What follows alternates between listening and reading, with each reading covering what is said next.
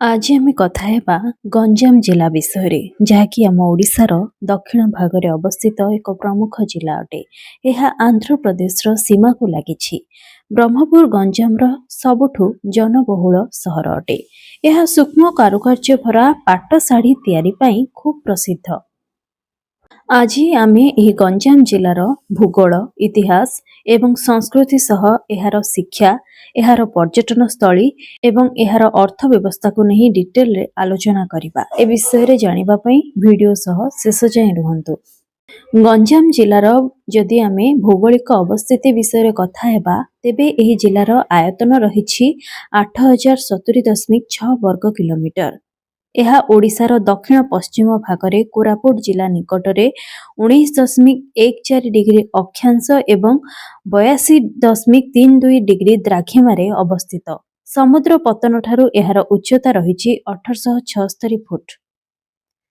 ଯଦି ଆମେ ଏହାର ଜନସଂଖ୍ୟା ବିଷୟରେ ଆଲୋଚନା କରିବା, ତେବେ 2011 ଜନଗଣନା ଅନୁସାରେ ଗଞ୍ଜାମ ଜିଲ୍ଲାର ମୋଟ ଲୋକସଂଖ୍ୟା ହେଉଛି 35,20,151। ଏଥିମଧ୍ୟରୁ ଗ୍ରାମାଞ୍ଚଳରେ 27,53,558 ଜଣ ରହୁଥିବା ବେଳେ ସହରାଞ୍ଚଳରେ ରହୁଛନ୍ତି 7,66,563 ଜଣ ଲୋକ। ପୁରୁଷଙ୍କ ସଂଖ୍ୟା ରହିଛି 17,77,324 ଏବଂ ମହିଳାଙ୍କ ସଂଖ୍ୟା ରହିଛି 17,42,827। ସାକ୍ଷରତା ହାର ବିଷୟରେ ଯଦି ଆମେ ଆଲୋଚନା କରିବା, ତେବେ ଗଞ୍ଜାମ ଜିଲ୍ଲାରେ 71.88% ସାକ୍ଷରତା ହାର ରହିଛି, ଯେଉଁଥିରେ କି ପୁରୁଷଙ୍କ ହାର ରହିଛି 81.55% ଏବଂ ମହିଳାଙ୍କ ସଂଖ୍ୟା ରହିଛି 61.84%।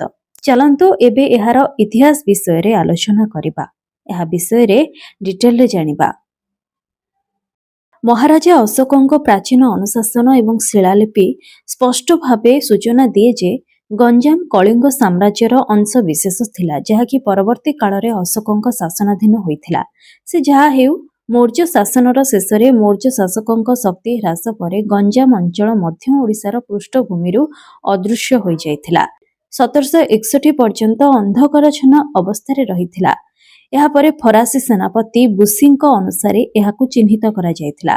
ଯେତେବେଳେ ଫରାସୀମାନଙ୍କ ଆଗମନ ହେଲା, ସେତେବେଳେ ଗଞ୍ଜାମ ଜିଲ୍ଲା ବିଭିନ୍ନ ଅଂଶରେ ବିଭକ୍ତ ହୋଇଗଲା।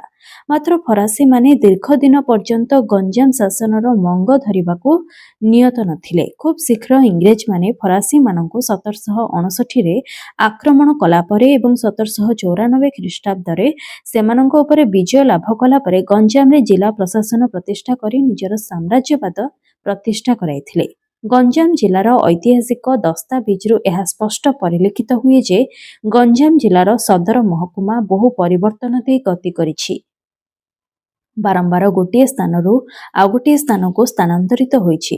1855 ଖ୍ରୀଷ୍ଟାବ୍ଦରେ ଗଞ୍ଜାମର ସଦର ମହକୁମା ବା ଏହାର ରାଜଧାନୀରେ ଏକ ମହାମାରୀର ଉଦ୍ଗମନ ଦ୍ୱାରା ଏହି ରାଜଧାନୀ ପରିତ୍ୟକ୍ତ ହୋଇଥିଲା। ଏହି ମହାମାରୀ ଏତେ ଭୟଙ୍କର ଥିଲା ଯେ ଏଥିରେ ସହରର ଜନସଂଖ୍ୟା 80% ସଂକୁଚିତ ହୋଇଯାଇଥିଲା। ପରେ ଏହା ସାମୟିକ ଭାବେ ଗୋପାଳପୁରକୁ ସ୍ଥାନାନ୍ତରିତ ହୋଇଥିଲା। ଏହାପରେ ବ୍ରହ୍ମପୁର ଏବଂ ଶେଷରେ ପାଖାପାଖି 1902 ଖ୍ରୀଷ୍ଟାବ୍ଦ ବେଳକୁ ଛତ୍ରପୁରଠାରେ ଏହା ସ୍ଥାପିତ ହୋଇଥିଲା।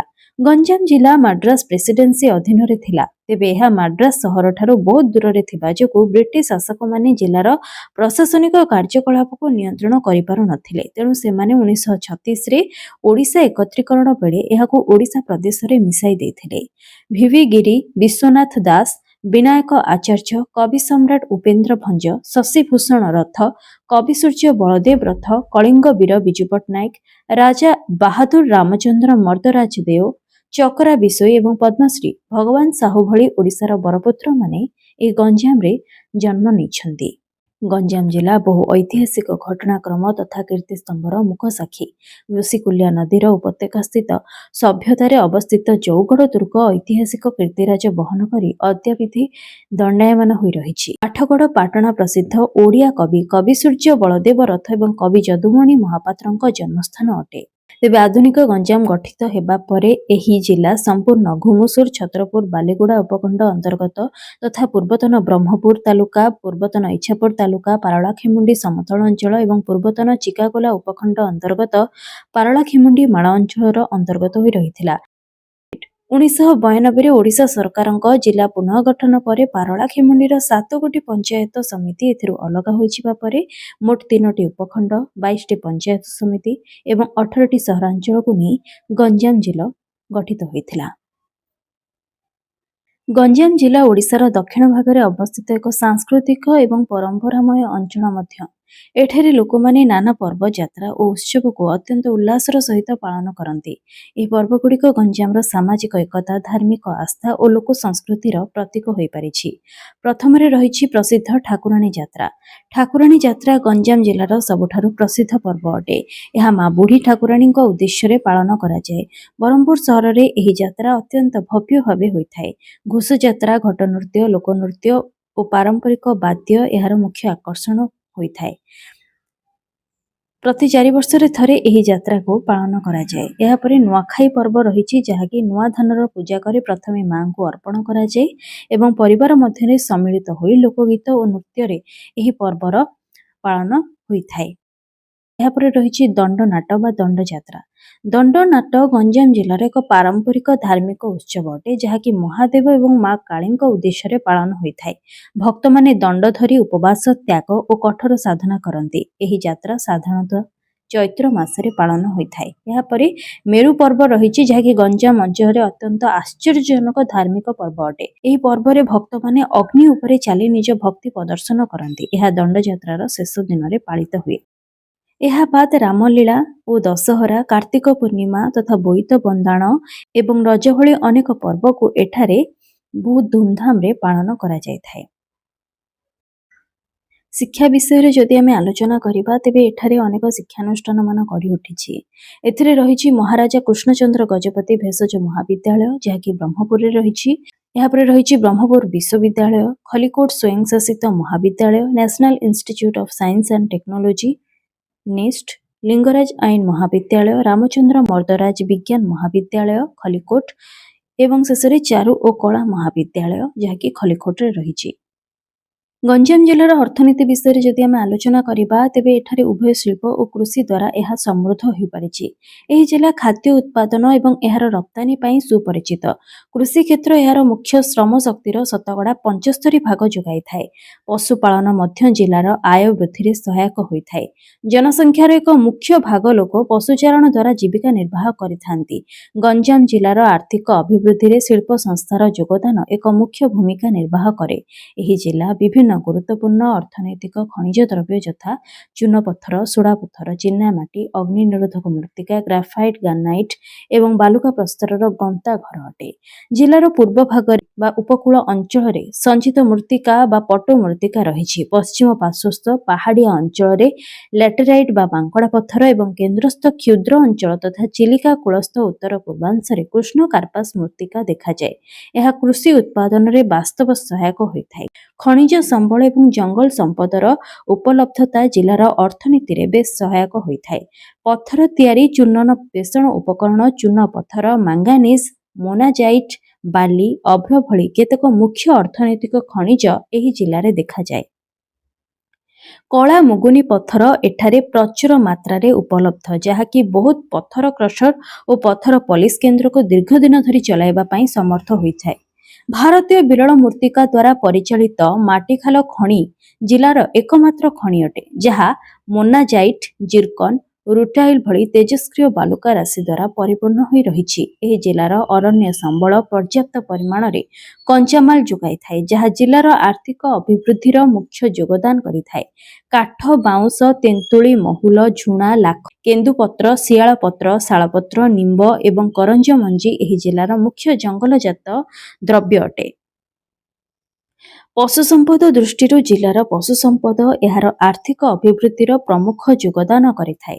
ଏହି ଜିଲ୍ଲାର ସୁଦୀର୍ଘ ଉପକୂଳରୁ ସଂଗୃହୀତ ଶାମୁକା ଜିଲ୍ଲା ତଥା ରାଜ୍ୟର ଚୂନର ମୁଖ୍ୟ ଚାହିଦା ପୂରଣ କରିବାରେ ସହାୟକ ହୋଇଥାଏ।